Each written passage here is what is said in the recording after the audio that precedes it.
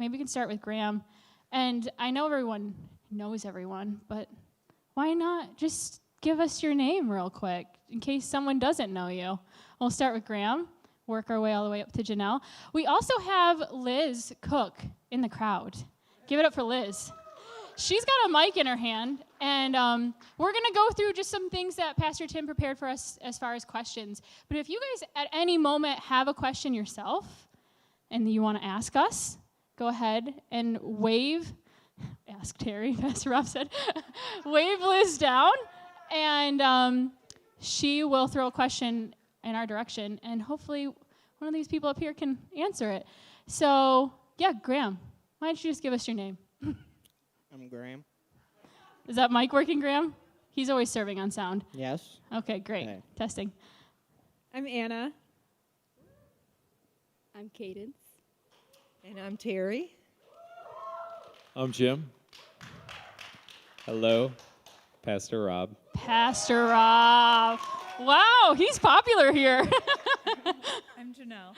All right, yes. All right, guys. So, Pastor Tim was just mentioning, I'm reading off his notes, so bear with me if I get a little confused with you guys. Give me some grace.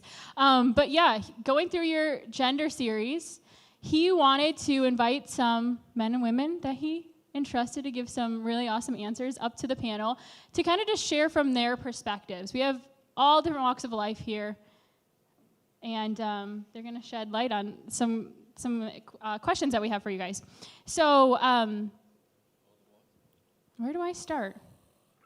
Let's see. Pastor Tim said that there has been some generational challenges, and it's impacted the young and the older generation as far as gender issues and what we see in the day-to-day. So, Terry and Jim, we want to start it off with you guys.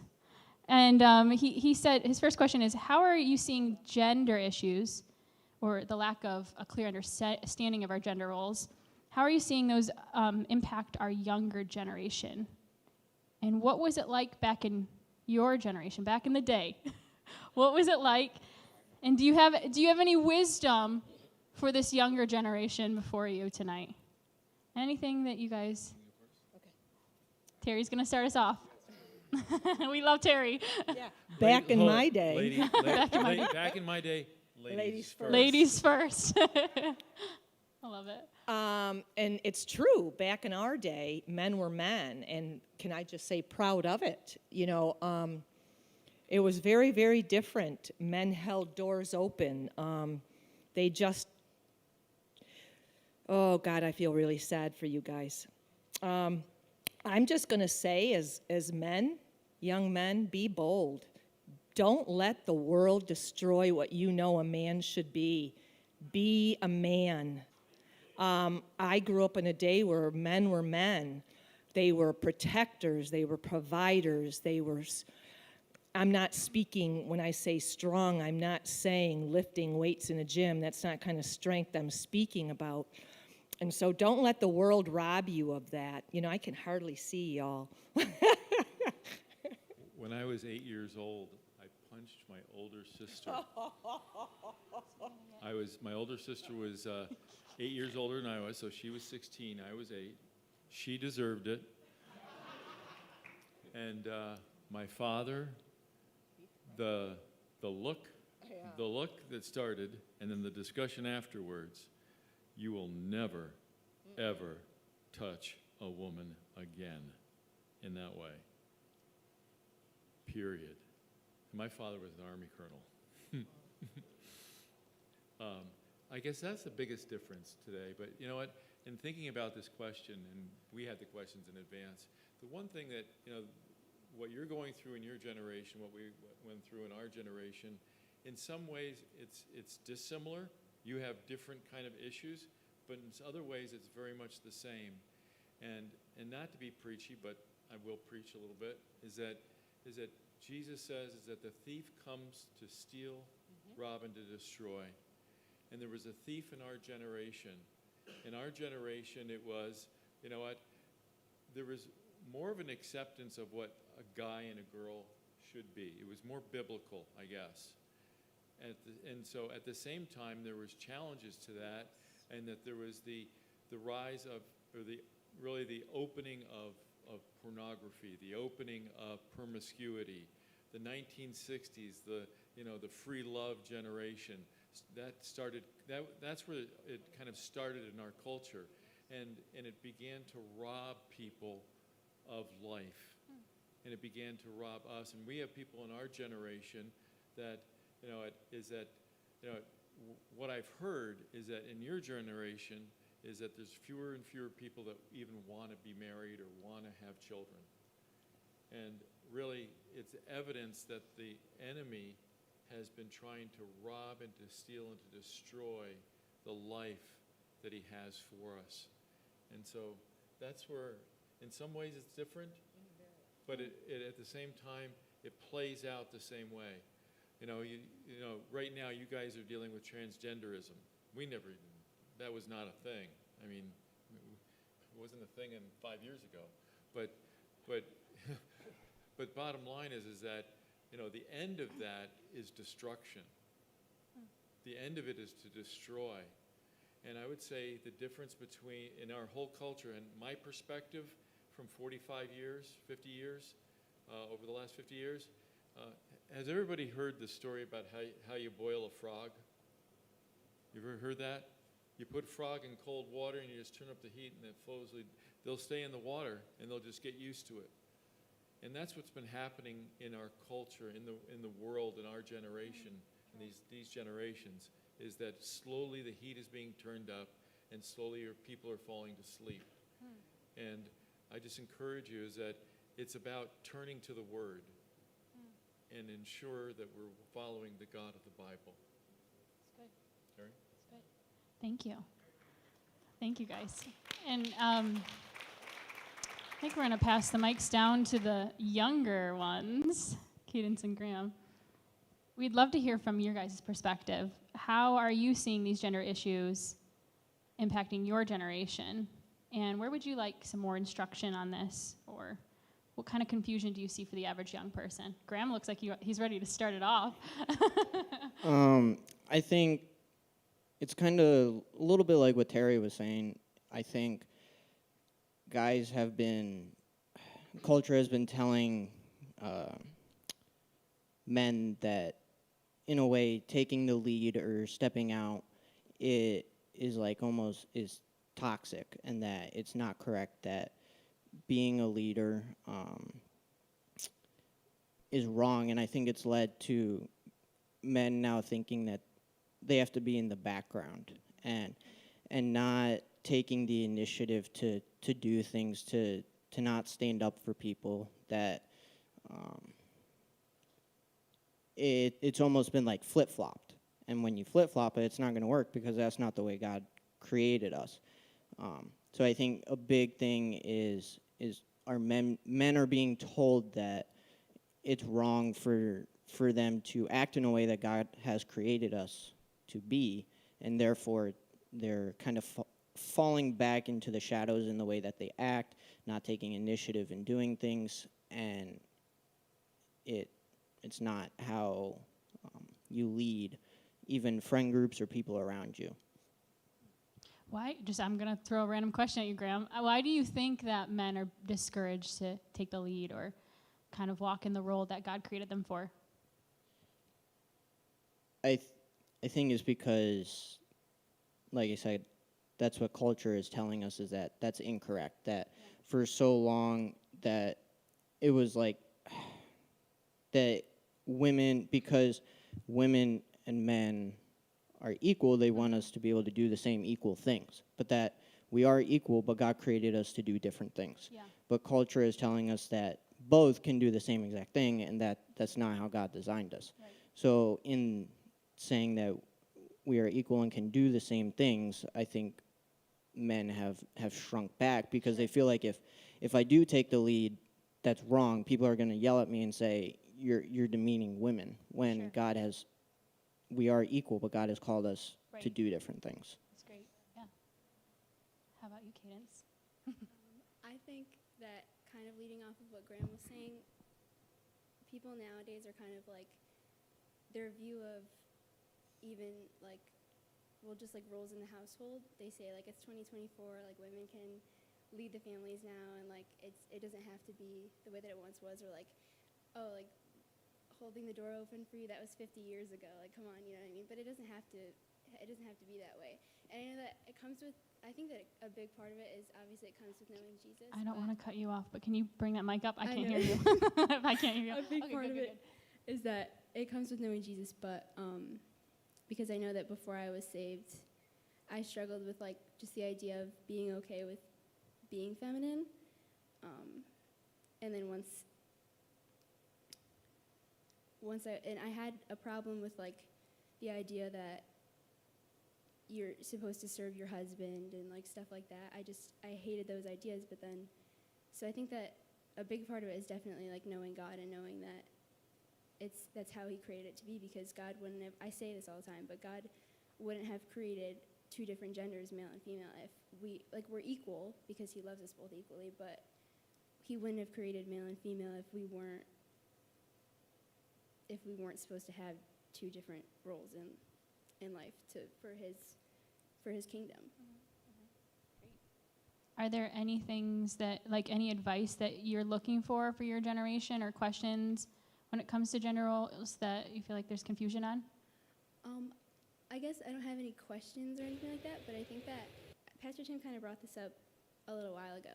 But I think that one important thing that I found is really helpful and important is building relationships with older generations, like building relationships with Terry or my small group leaders has really helped with that. Like Terry the other day, we were making dinner at her house and she just sat down, she was like, she made us answer the question, what is a woman? And we weren't allowed to leave until we answered the question.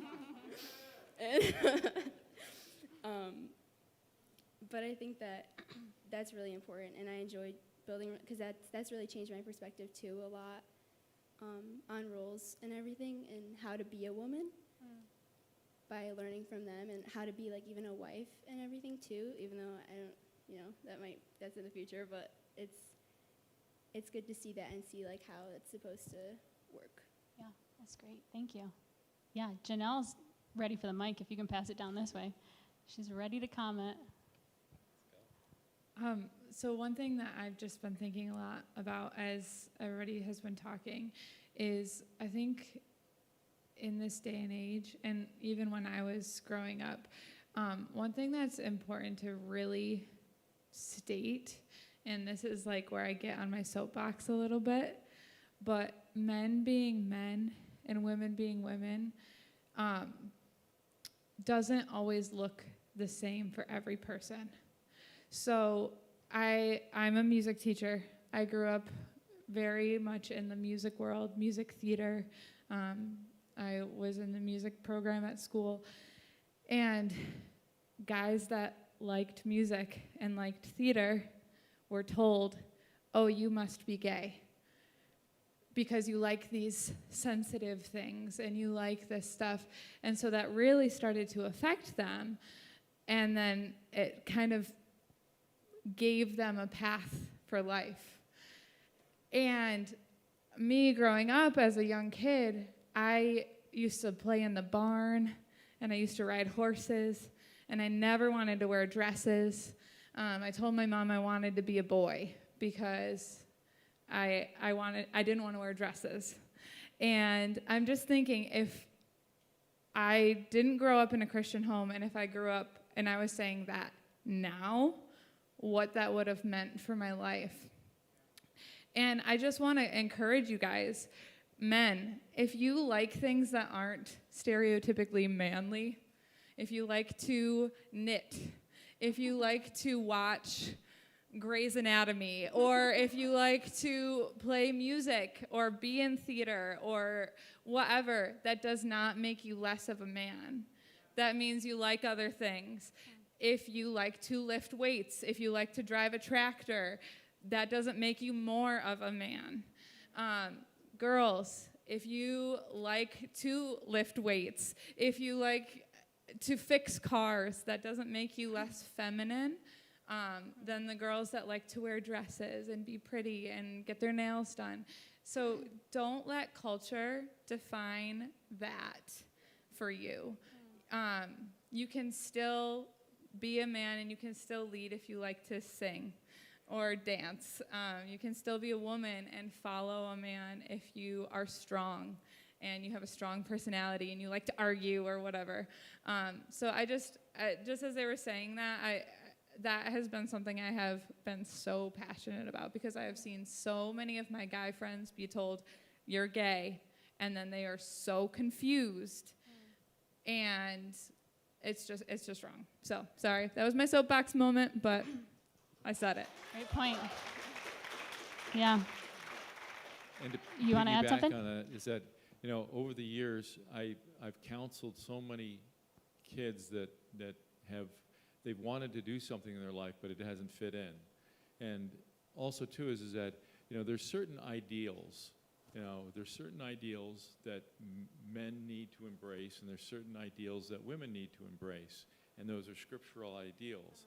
At the same time, just because, for example, say if you're a woman and you want to be a lawyer, and you want to work outside the home, if that's something that's something you have to do along with your husband, along with your family situation, and make those decisions. And it has to be a mutual decision, and it has to be something that you have to discuss and to embrace together.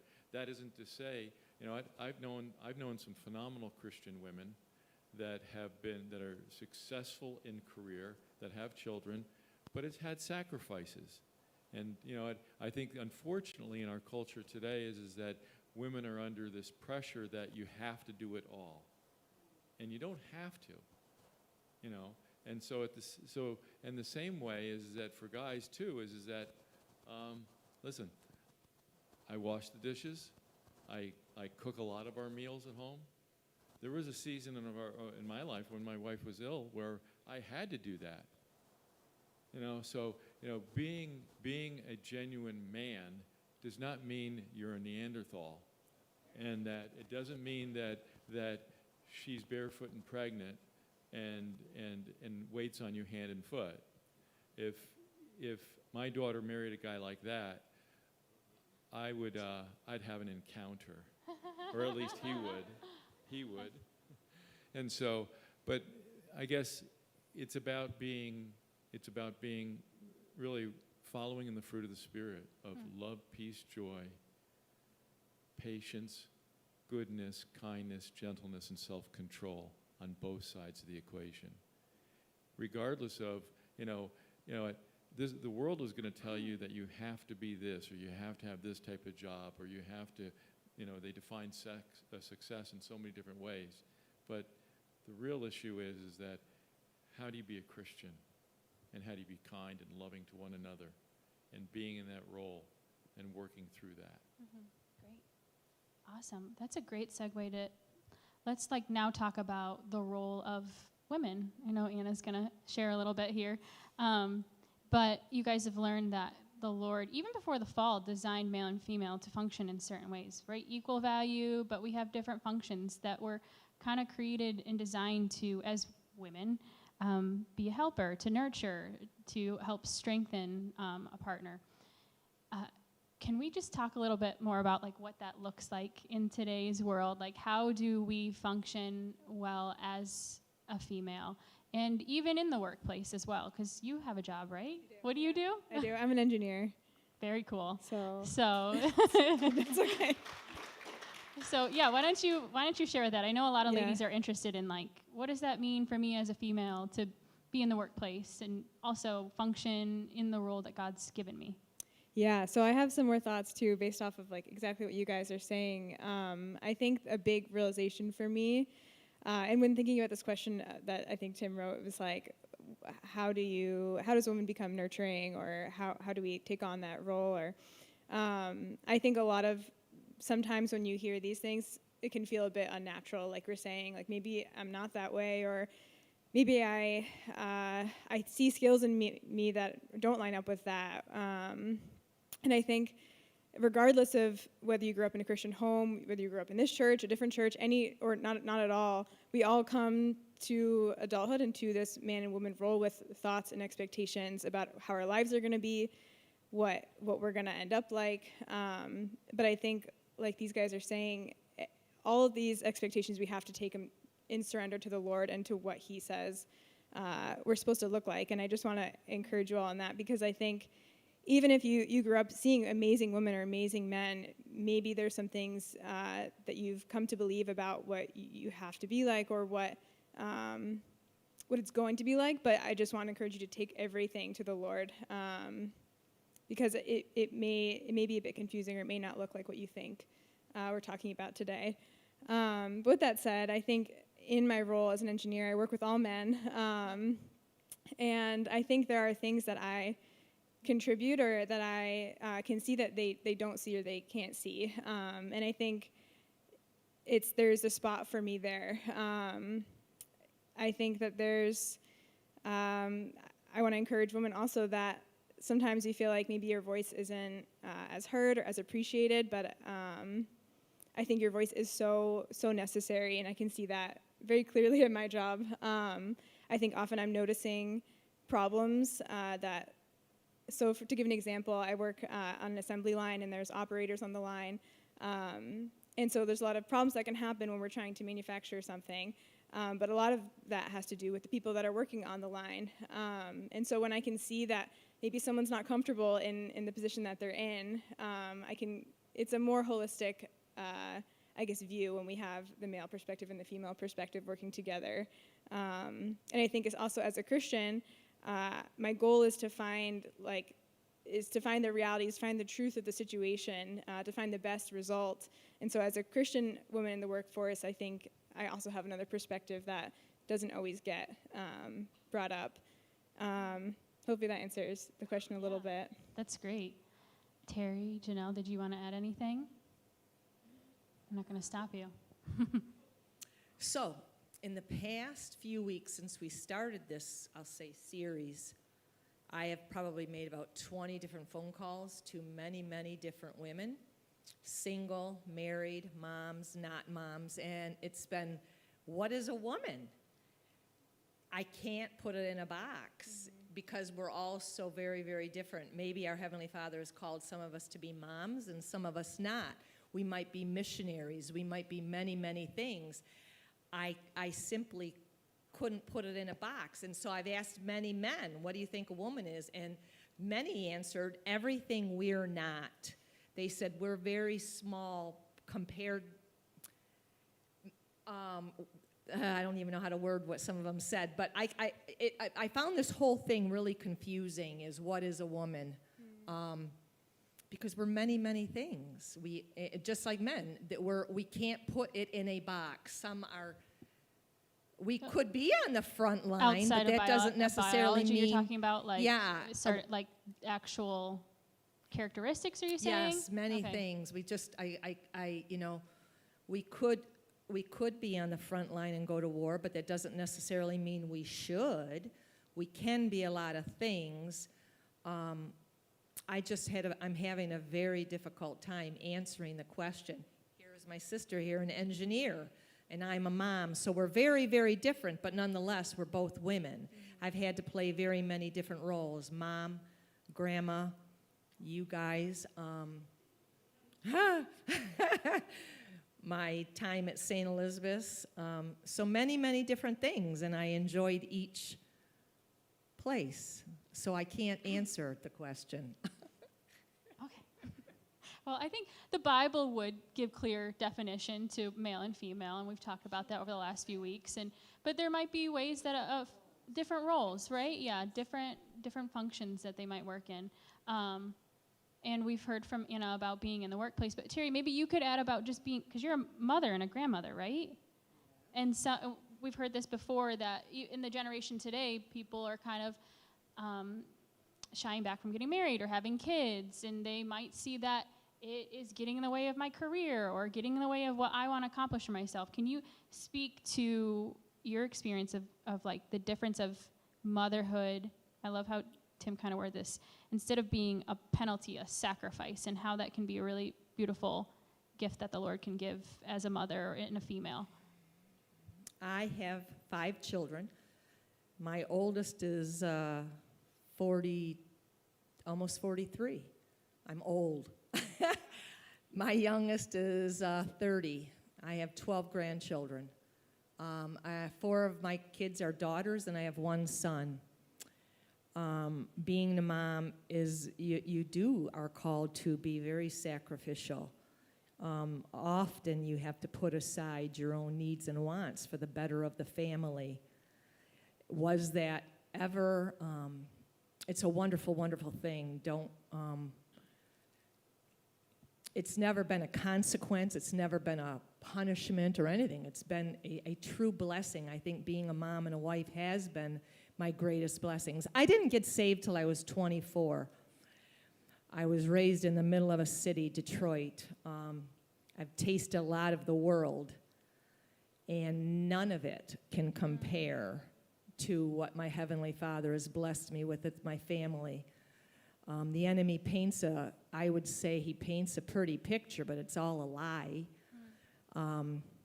So for me, being a mom and a grandma have been a tremendous blessing. It's never, ever been, I've never felt cheated of not having a career that's not what my Heavenly Father's called me to. Maybe he's called some of you to that, and that's a wonderful, wonderful thing. I don't believe he's called every woman to be a mom. Look at Sister Webb. She's been a missionary, and look at our friend Callie Lynn, whatever you want to call her. Do whatever the Lord calls you to do and do it well. That's being a woman. Being it to his glory. That's what you want to do, is do whatever he's called you to do. Yeah, that's great. So why don't we move on to the role of males? Maybe we'll have Can I Pastor jump in? Rob share Super- on this. Because, we're talking about how women can sacrifice in ways, whether you have kids or not, and it can be a great blessing, what the Lord gives us, whatever season we find ourselves in. But as a male, they're also called to sacrifice. Am I right, Pastor Rob? Yes. And so why don't you share with us, we've heard the term toxic, right? Toxic masculinity been thrown around.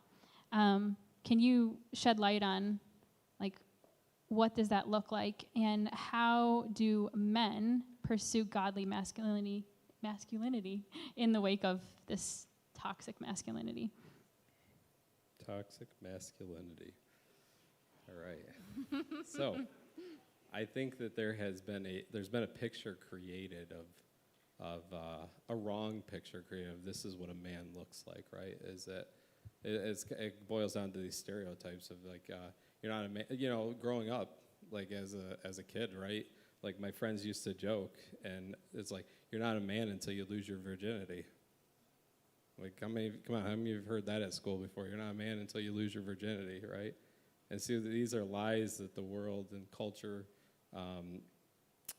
perpetuates inside of our lives, and eventually they're lies that we believe to be truths, right? And so what happens with toxic masculinity is you have these lies that are perpetuated, right? That are eventually believed that this is what a man looks like. I'm not a man until I've slept with a woman. I'm not a man unless I'm a player. I'm not a man unless I have Riz. I'm not a man unless if a woman talks back to me, I'm not a man. I need to make her get in line and submit to me, And so there's these lies that are spoken, that are believed deep inside of our heart, that people on Instagram or TikTok, these influencers, because they say it's true, we automatically believe that it's true. And then what happens is we believe that it leads to this toxic way of living, counter of what the Bible tells us of what a man is. Yeah. A man is a protector, that they're strong, they use their strength to help others, that they are not sleeping around with different women every night, but that they are faithful to their spouse, that they're faithful to one, right? And so the Bible kind of flies countercultural to what the toxic masculinity is, but I think a lot of what is being taught, the loudest thing that's being taught is this very toxic way of living, And so, Did I answer it? Kind of. Kind of. Yeah, you did a great job. Does any other guys want to? Graham, Yeah, ready. I think a big thing about even toxic masculinity is men almost feeling like they're entitled or that they're supposed to be served their every need, where it's the complete opposite. The small group that I'm in, we went through a book about serving, and it really opened my eyes in a big way to, if you, as Christians, we're called to strive to be like Jesus each and every day. And if you look at Jesus, Jesus was a servant. He served those around him. And I think a big part about being a man is you need to serve others and not expect to be served. And that's doing things that nobody else wants to do.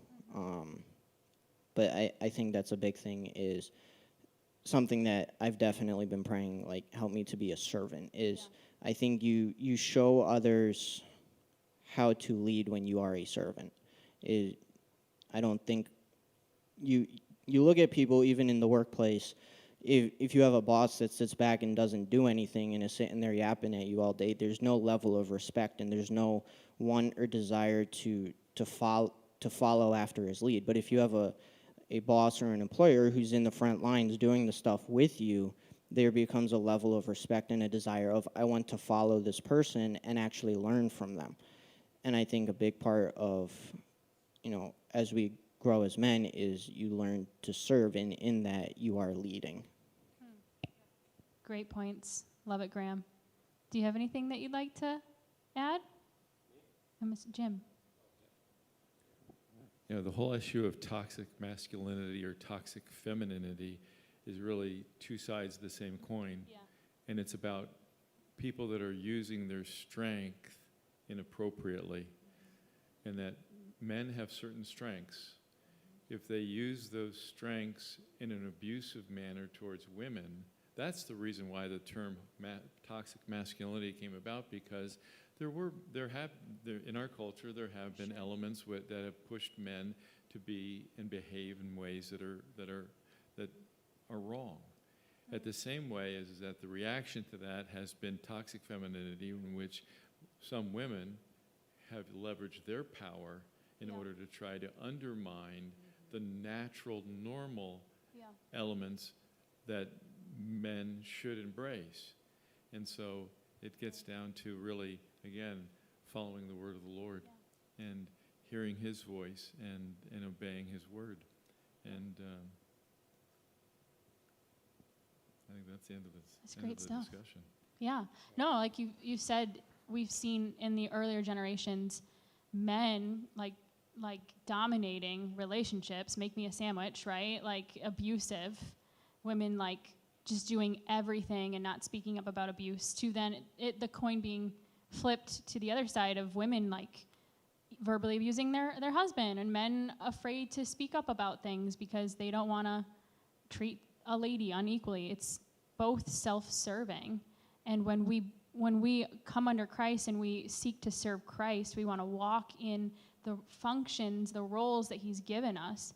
And it's a really beautiful thing that displays the love of Christ, right? It complements, these gender roles are different, they complement the Trinity. And so when we walk in them rightly, it honors the Lord and it brings glory to his name. So I know we only have a couple minutes left. I don't know if anyone wanted to add anything to our panel tonight. Rob looks like he's ready to go. Can we do the question, what is standing in people's way of being men now? Yeah, I go wanna for that. answer So the question is, Pastor Rob, what is standing Sorry. in people's way? No, go ahead, run with it. Run with it.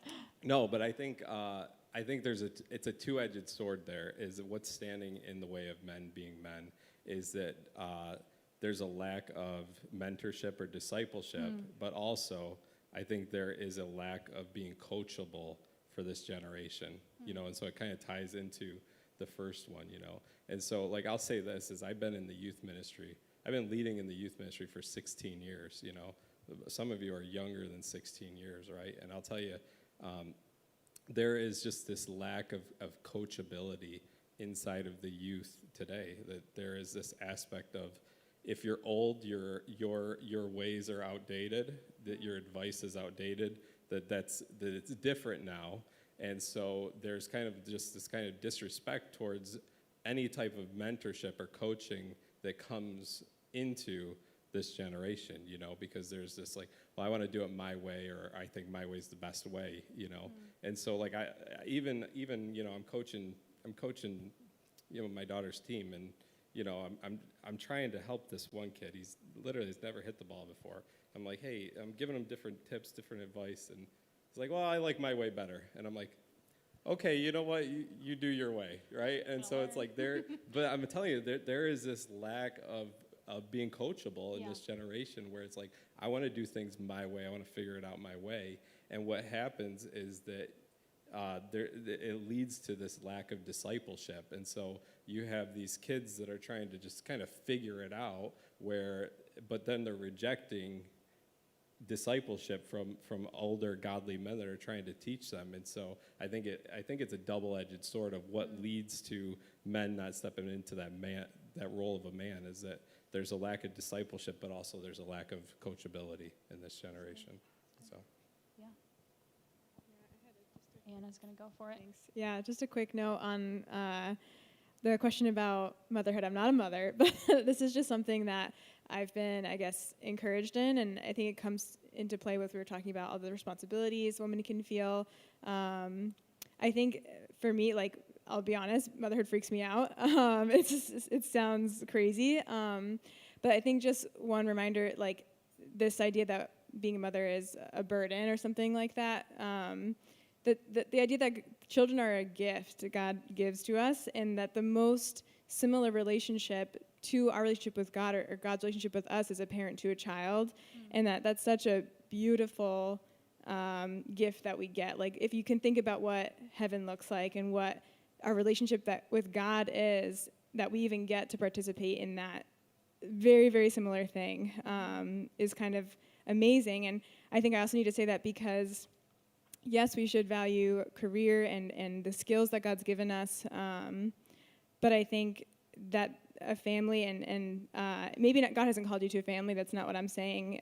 It's just that if he has, that has to take priority, that it's the most beautiful thing that God gives us. And I think it's really hard to believe that when, one, like I said, very practically, children are scary. Like, it's a big, scary thing, and I think that's why we kind of shy away from it in this generation, and especially when there are bad examples of parents. Maybe you grew up with not the best of parents. It can be really, really hard and scary, but to just kind of shift the perspective that it has to be supernatural. Like, there's nothing like this relationship anywhere else. So that just has helped me in my understanding of motherhood, but not a mother, so. Awesome. Anyone else want to add anything? Janelle? We got a question. Liz, we have a question. Liz. Oh. Liz on the mic in the crowd. Someone had a question for us? I have a question. Oh, Liz If has a nobody question. else has a question. Does Do anyone? any of you want to Anyone have a be question? bold? We've be got a brave? hand over here in the front row. I'll save my question for Woohoo! you. She's coming. Hopefully we can answer it. Do you have a specific person you want to ask? Terry, maybe? We're joking.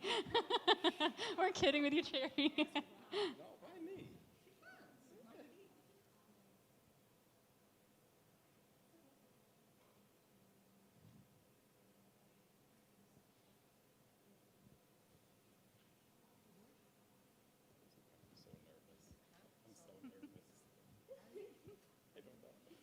Okay, so the question is really one related to balance, and maybe, Terry, this would be a great one for you to answer, because she said a lot of women have that fear of stepping into a professional role and having a job and having to contribute, but also wanting to be the nurturer and the mother and taking that seriously, and the fear of burnout in facing becoming a mom and having a career and finding balance in those Balancing things. those.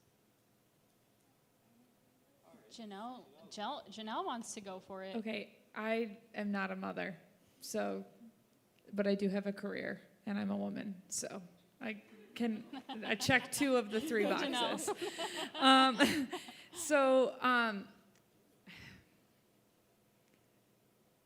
There is not burnout when you are in the Lord's will.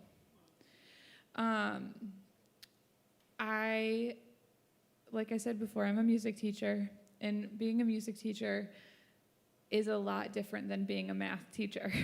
I have concerts in the evening. I have festivals on the weekend.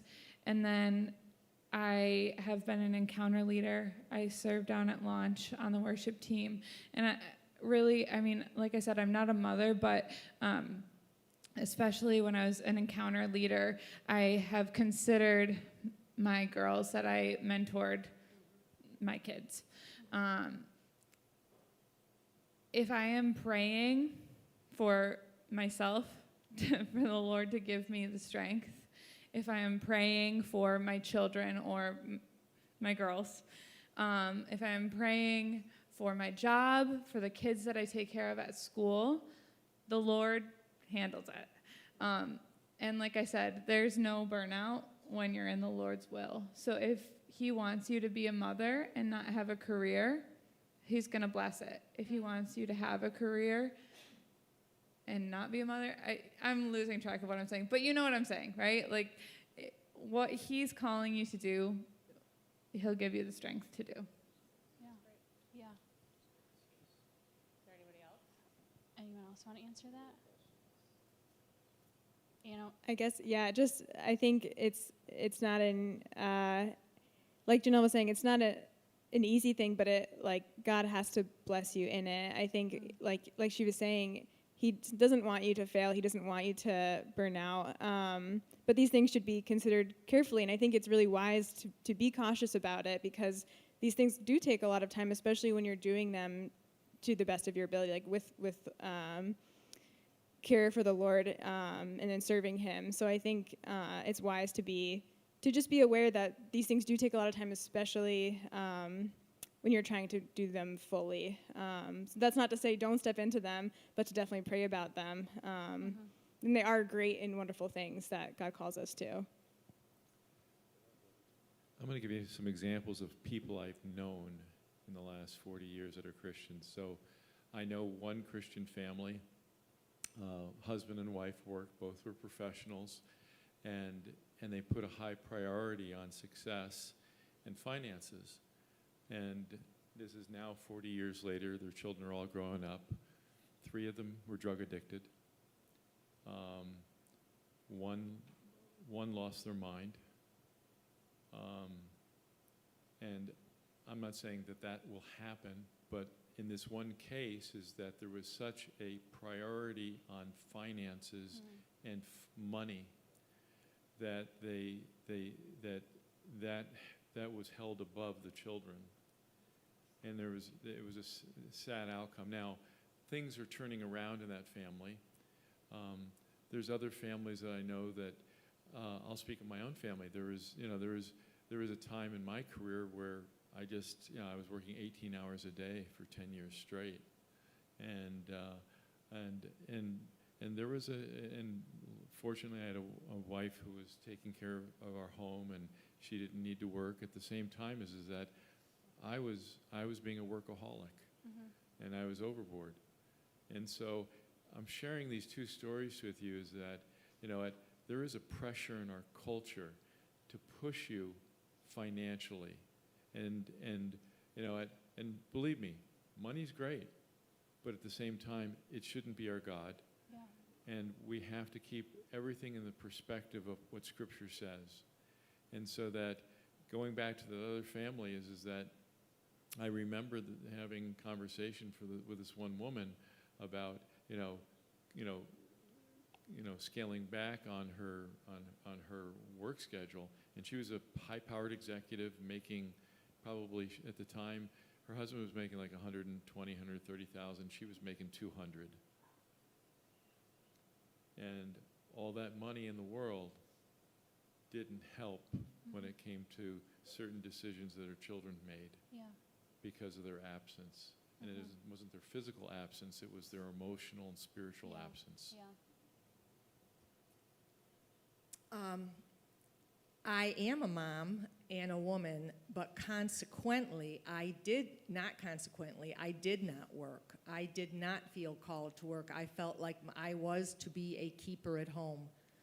I never felt like cheated of not being in the workforce. I was in the workforce for many years before I came to the Lord. and then I went back after my kids were grown. But like I said, like these ladies said, if the Lord's calling you to it, he'll give you the grace to do it. But I did not feel called to be outside of the home. I often feel like I have seen, as Jim said, that oftentimes when we chase after many things, I don't think we can have our hand in every pot and do it well. There's gonna be a sacrifice somewhere, and consequently, sometimes it's our children. I was talking to a woman today that she remembers when her mama stayed home, everything was fine, but then when mama went to work, there was this loneliness when she came home. When the kids got home from work, mom was no longer there, and there was an emptiness and a loneliness in the home. I'm not saying you can't work if that's what you're feeling like the Lord is calling you to. And in today's climate, it almost feels like a must, but it's not. I have, as I said, 4 daughters, and most of them don't work. But they have to sacrifice something. They don't maybe get to buy new cars and new clothes and get their nails done either. But they've chosen to stay home and be home for their kids. So I guess, I don't know, I didn't feel burnt out being a housewife. It was just my priority. You want to end us here, Graham? Sure. Yeah, we're going on time, so you're our last one, Graham. Go. I just want to say something in response to like what Mr. Donnelly was saying. He was saying there's such a push in our culture for money, to push for your success in your career.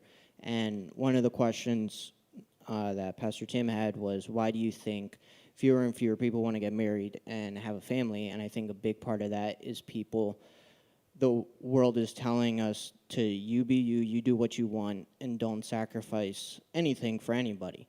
And a lot of times that would involve you're just focusing on your career and how can I satisfy myself financially and in whatever way that I want. I don't want to be attached to anything or anybody. And when you have a family and you have children, it is going to require sacrifices. So I think that's a big pursuit of career, and the love of money is such I think is a big reason why people are pushing away from wanting to get married and have children. Great point, Graham. Awesome. Yeah, I think it goes back to your point of just Christ is our example, right? He came to serve, not to be served. And when we look at the role that God has given us in our gender, and the careers or the families or the spouses, whatever he may give us, it's how can we honor God most with these things? And you might have to pray about this and talk about it with the relationships that are around you to say, in what God has given me, how can I serve him and others well with this and bring glory to him? So we are out of time. This is such a great panel. I'm going to have Pastor Rob close us in some prayer, and then we're going to break up into our small groups, right? Does that sound good? Okay. Pastor Rob, take it away. All right, well, let's pray. Lord, we love you. God, thank you just for this series, Lord, in this series, Lord, we have submitted our will to yours, Lord, as creator.